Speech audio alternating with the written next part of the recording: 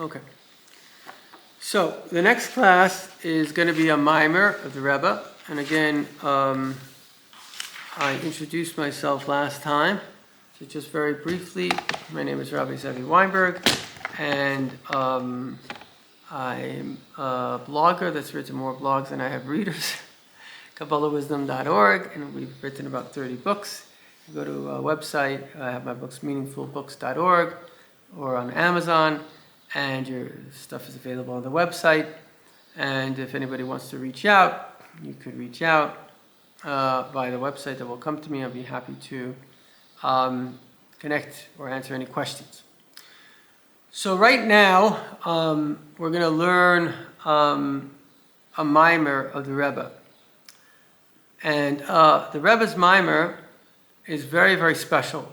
Chassidim call a Maamar Divrei Elikim Chaim, the words of the living God. In fact, once the Rebbe was hooked up to an EKG, he had a heart attack, and when he went outside to say a Maamar, the machine went flat. And I didn't believe the story until by Hashgacha Pratis, Divine Providence, I read the story from both doctors that were there, Dr. Rosen and Dr. Feldman, Holy Alshech Shul. And effectively they thought, oh, there must be something faulty with the machine. So they put in another machine because there were wires obviously connected. It was still flat, and it came back after Rebbe finished the Maamar. Maamarim are kind of a very unique thing to Chabad Hassidus, even though Hassidus is not only Chabad. There are many great Rebbes, and of course with the Baal Shem Tov himself, that Hassidus is really a new revelation of godliness, already the beginning of the Torah of Mashiach that has come to the world. We find something unique. It's somewhat impressive, but certainly in Chabad, tremendous length of explanations. And there are literally from every Lubavitcher Rebbe, maybe hundreds of Sfarim, tremendous length and breadth of explanations. The word Chabad itself means Chachma Bina Das, which is wisdom, understanding, and knowledge. Basically, there were certain philosophies among certain Rebbes, kind of that the Rebbe is an inspiration, and everybody will be inspired by the Rebbe, which is a system which does work. But Chabad has a different approach, which is kind of the Rebbe is almost like a teacher of Chassidus. And I actually recently heard this, that the Maggid gave different gifts to each of his students, and I think he gave to the Alter Rebbe, he gave the Torah of the Baal Shem Tov. So the idea is to teach the wisdom, and then the individual himself should use the wisdom to inspire himself and to grow, etc. So it's not only what we would call the inspiration that's coming just from the tzaddik, it's also taking the information and working through your emotions. The Rebbe says that Chassidus has the remedies. We all have a Yetzer Hara, and the Yetzer Hara is always active. Our sages say, b'malachta, he's a genius in what he does to trip us up. In fact, very interestingly, Rebbe says that today the Satan puts most of his efforts into breaking up marriages. So we see how important marriage and unity is. So, therefore,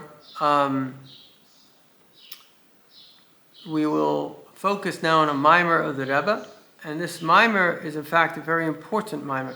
It is the last Maamar that the Rebbe said. Now, as we said already, the Maamar is a very, very holy thing. And in fact, the last Maamar of the Rebbe is kind of a little bit of a, if you want to call it a prophecy, it's certainly a direction of how we need to behave in the future. And this Maamar really sums up a very, very important idea. And we will discuss it. So without going into the beginning of the Maamar, which really goes into questions, we're going to go into kind of the middle of the Maamar, which starts going into answers. And we'll start like this. B'hinei habir b'pasuk v'ata t'tzava bo b'amaymer b'hemshech lamavor b'tchilas hamaymer. So the verse says, v'ata t'tzavas b'nei Yisrael, you should command the Jewish people, v'yichoi lecha shemen zayizach kosas lamar, they should bring to you pure olive oil, crushed for being a light. Lahalis ner tomid, to bring up an eternal light. So there's a couple of questions. Why do the Jewish people bring olive oil to Moshe Rabbeinu? Maybe they should bring it to Aaron. He was the one bringing up the light. And also, why does it say kosas lamar? Why does it say crushed for the source of light? Normally you say crushed olive oil, so it can light. Why the source of light?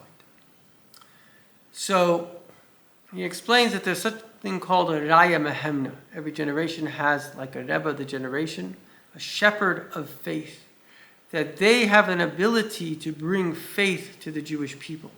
Like Mordechai did in his time when the Jewish people could have, God forbid, lost faith. But he said, no, God is real, Haman is not real, God will protect us, and he was right. And in every generation we have a Rebbe that really guides us, no matter what the time is. Certainly in our generation we have a Lubavitcher Rebbe who really was a great role model, that no matter where you are, like when the previous Rebbe came to America, he said, America is nicht anders. Or, God is real wherever you are. And it's not like you can say, oh, I moved to a new country, people here don't keep the Torah mitzvahs. No, God is in this country and you're a Jew and you got to keep the Torah mitzvahs. Nothing changes. Here we are in a 500-600-year-old shul. How old is the shul here? More, 700? Unbelievable. 700 years. I think for 700 years. In fact, I believe the oldest ongoing shul in the world is the Zari shul. This shul? This is the oldest ongoing shul in the world? Huh? Wow, unbelievable. So we're in the oldest ongoing shul in the world. Think about that. It's unbelievable. 700 years. So that, what does that mean? God is real. The past 700 years, Jews in this very spot, Shachris, Mincha, Meir, davening, praying to Hashem, learning. It's unbelievable. And this is the reality that no matter where we are in the world, it doesn't change. God is real, the Torah is real, goodness, kindness is real, and falsehood is false. Any other philosophy is just false. Alshech said that those who go into the philosophies, I've taught in university, it's just empty. It's all nothing. It leads nowhere. But Yiddishkeit is truth. Wherever you go, it's meaningful and it's beautiful and it brings love and unity. And of course, it's not always easy. We have a Yetzer Hara we have to overcome. But it is real. It's true. And so in every generation, in order to overcome the challenges, I have a good friend, he said the Yetzer Hara just changes its clothing. People, this kind of sexual perversion or that, it didn't change. It was like that before. It's people chasing money. Not to say that money's bad. Money is obviously very good or used for good things. But I'm saying chasing honor. Nothing's changed. Maybe the clothing, maybe the time has changed, but the basic Yetzer Hara, the basic story, it's all the same. And so the tzaddik of the generation is really able to overcome. A lot of it is just fear of shame that people have. And they have this need to feel like the Joneses, or we don't want to be shamed by anyone. But the tzaddik of the generation has that conviction. He's so clear in what is true that he is a shining light of how to live a godly life in this world. So, moving along, we find that Hashem gave us great tzaddikim. We find Moshe Rabbeinu, we find Mordechai. I think Shmuel, it says Shmuel in his generation was like Moshe Rabbeinu in his generation. So we have these tzaddikim which are called Raya Mehemna. They shepherd our faith. They help us have faith in Hashem. The Pirish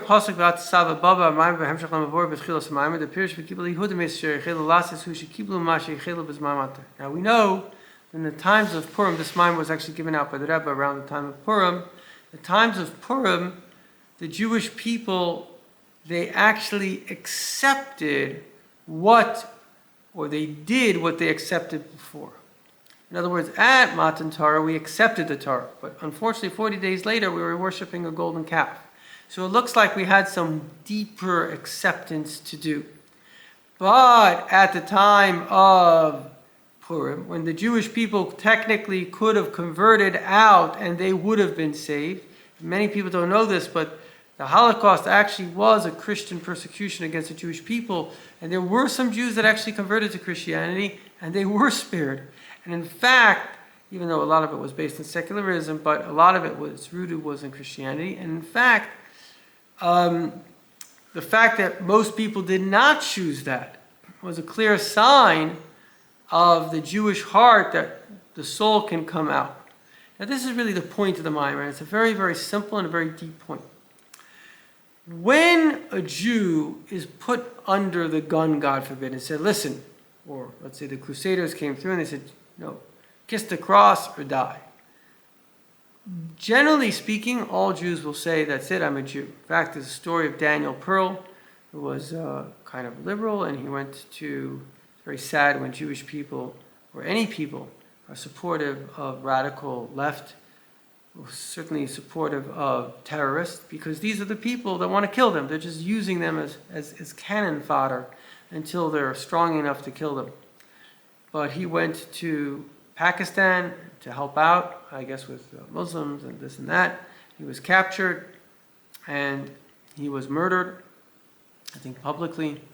And before he was murdered, he said something. He said, I'm a Jew, and my grandfather was one of the founders of B'nai Brak. So, I think it was B'nai Brak, yeah. So it's interesting, his father, who was a secular, Jew, professor in a university, no less, said it was so interesting to him that his son said this, because his son had no connection to Judaism. And so the question is, how did he come about saying this? Why would this be kind of his last message? And the answer is because when a Jew is challenged by his Judaism, his soul, which is part of God, wakes up. So for example, you're walking down the street, and I say to you, what's your last name? What's your last name again? Abrams, right? So I say, hey, how are you doing, this and that. But let's say I say, the Abrams, they're really bad people. That can spark you. What are you talking about? The Abrams are great people. They get such a good heritage, such a good culture. Like, I know nothing, but I'm just using an example, right? Or two brothers could be fighting with one another and bickering, and then somebody would come and hit the brother. He's like, are you hitting my brother? What are you, crazy? In other words, your soul, what are you telling me that I'm not a Jew? Your soul comes out. However, that's not enough. Why? Because we said before in the earlier class that ultimately the goal of God is that we should find him. We should choose him. Because imagine a shidduch arrangement. Two people have said, oh, you're a girl, you're a guy. This is how it kind of worked for many years. It still works in many places. Okay, you're going to marry them. So there's a problem. The problem is you didn't choose it. So you're lacking a certain joy of choice. And Hashem wants us to choose him. He wants to have a real relationship with us. That there's all this stuff in the world. And you say, I've been around the block, and the only thing I'm looking for is Hashem. So ultimately, our goal is to be able to spark our neshama, bring our neshama out of its slumber, if you want to call it that, and bring it into that becomes the dominant force in my reality. So how do I do that? So the answer is that the neshama can be sparked from the outside, like we said. Now, right now, by the way, I don't know if you know this, but there's a beautiful girl, Agam Berger, and her family, who she started keeping Shabbos as she's a captive, and let us dedicate this class that all the captives should be free, and all of the evil should die immediately, because evil needs to disappear, and the Jews should be free and be able to celebrate with Mashiach now. So she started keeping Shabbos in captivity. Right? She said, I'm a Jew, whatever, I'm not going to work with Shabbos. Bottom line is that we are, sometimes a person can be provoked into their higher self. But the goal of life is that not that someone else should provoke you, but that you should provoke yourself. Because what we do from ourselves, it doesn't have any resentment. A lot of people have left religion. Today, a lot of people are coming to religion. But when people were kind of forced into religion, certainly a couple hundred years ago, there was a way, whether they were Christian or Jews or whatever, they had a certain subconscious resentment. Like the nature of a human being is they want to get their way. And we don't like it when people tell us what to do. So it's specifically we who have gone through life and understand that life, the secular world really has nothing to offer. And therefore we're looking for spirituality and we're looking for God, or at least we're looking for truth. And then when the truth comes, it becomes very valuable and meaningful to us. So the Rebbe is giving us a technique to overcome evil, to overcome complacency, because the Rebbe says that there were Jews who, in fact, in Russia, my grandparents actually kind of had this, they were really under attack. When my grandfather would walk out, he would wrap his head in a bandage because it was like he couldn't show his beard. I mean, it's crazy times. Right? The communists killed 26, never mind the communists. Stalin himself killed 26 million people. You know, after breakfast, he would have a list of people that he was going to murder. The guy was a savage. And certainly they killed many, many Jews. Unfortunately, there were some secular Jews that were anti-religious, really responsible for a lot of that, trying to get rid of the religion. But it shows, there was a guy who came from Russia. He wrote a will, a very powerful will. He says, I remember well how my friends in college supported communism. He says, whenever Jews support a militant organization, eventually it turns against them. You know, whether it's people supporting some kind of radical leftist ideology. These ideologies now have turned against them in a very full, open, anti-Semitic way. So a person should realize that anybody that is a radical is evil. What is motivating a radical? Basically, they're frustrated and they're jealous that you're not.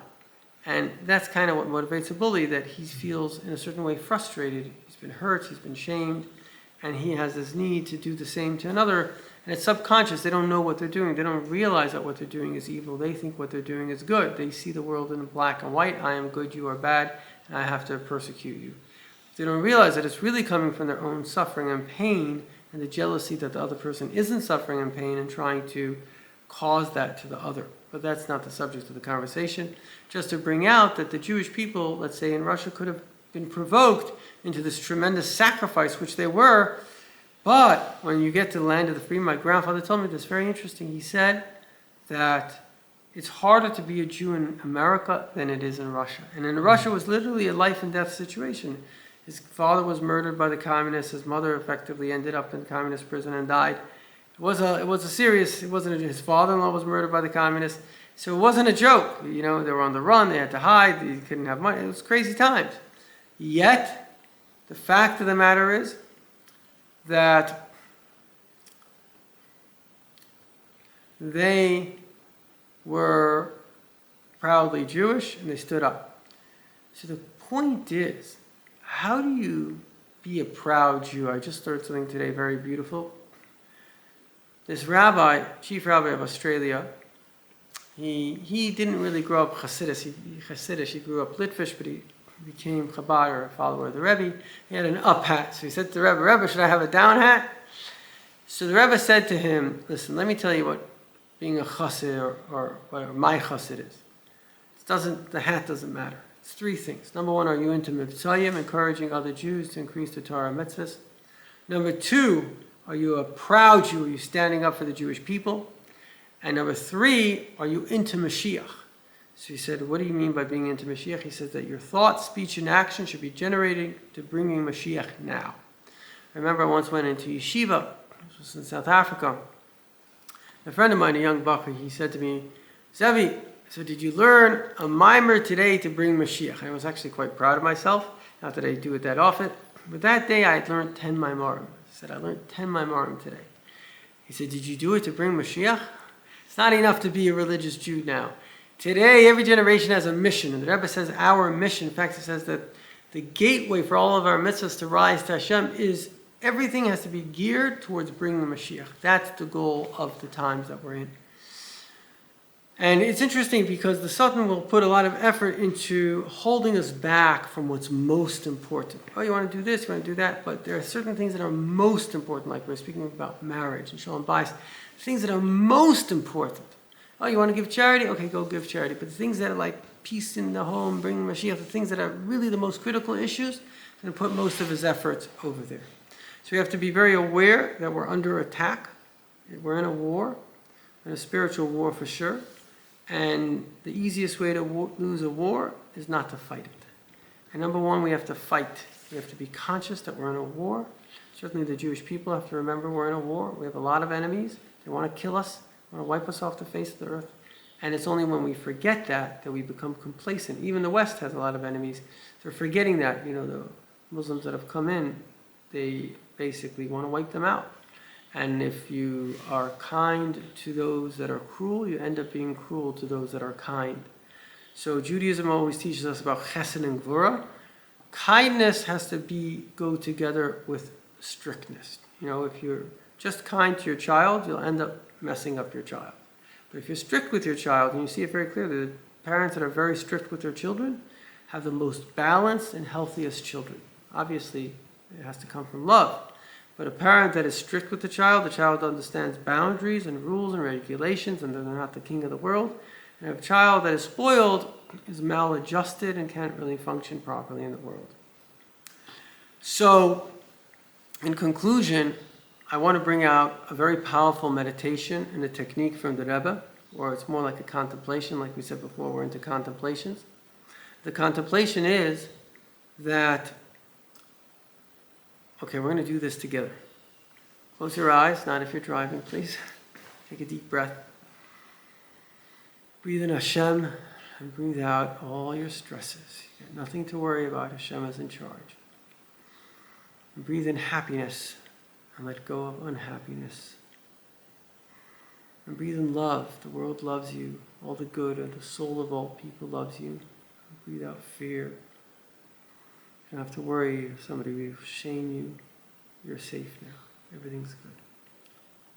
Now we want that in good times, not in bad times, but in good times, we should be our best. We should be able to rise to the occasion. We should be able to evoke our godly soul. That fire should be a big flame. It should be able to be strong in our hearts and guide us. And that way we will be guiding the animal in us. And the way to do this is to imagine that Mashiach has come. Beis HaMikdash is here. There's the resurrection of the dead. All the Jewish dead came back to life. Clouds came and they brought us and our families and our businesses, our synagogues, of course, to Israel. And we all are literally well taken care of. But all of that is nothing compared to what we're going to see. Because we're going to see God. It says, Ayin ba'ayin yiru. Eye to eye you will see. Everything in the world really is God. But we will have the vision to be able to see into the physical and realize that it's all spirit. We're literally within God right now. And as we are able to get rid of the falsehood and the false covering of the world and realize that we are within God, we will have joy like you can never imagine. That you're literally one with God. Your body is God. The whole thing is God. It's all a beautiful oneness. And we're going to reach this level when Mashiach comes in ways that we can't even understand. And so when we have this yearning, because the soul yearns for God, the soul comes from a high place. It comes to the world of God, Atzilus, and it's busy. I don't know if you know this, but every night the soul goes into heaven and it cries to Hashem, get me out of here, I can't handle it. The soul is like a prince taken from the highest, most beautiful, most luxurious, most noble palace and put to a dungeon of thieves and murderers. It's like so an anathema to who it is. And in fact, it's interesting, I once heard that cry in a dream, cry of the soul, and it's quite a cry. It's a cry like you've never heard a cry before. And so the soul is really, really, really desperate to go back to its source, to go back to being in a space in which God is the whole reality.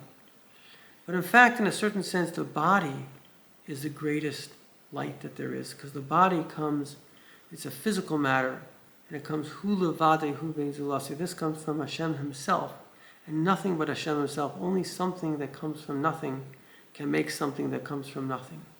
Only Hashem himself can make our body, and therefore it represents God himself. Particularly when we do Torah mitzvahs, it's a holy body. And so the soul is going to see God everywhere, even within the body. And it yearns for this vision. And when we have this yearning, we go beyond our fears and our doubts and our physical desires, and we get into a place of revelation of soul. So we're going to come out of the meditation, a 3 and a 2 and a 1. And thank you very much for watching. Whoever you are meant to see this. And you can always do this meditation to wake up your soul. If you like this video, share it with others. feel free to look at my website, KabalahWisdom.org, Kabbalah, and feel free to contact me if you have a question. And may we see Mashiach right now. Thank you.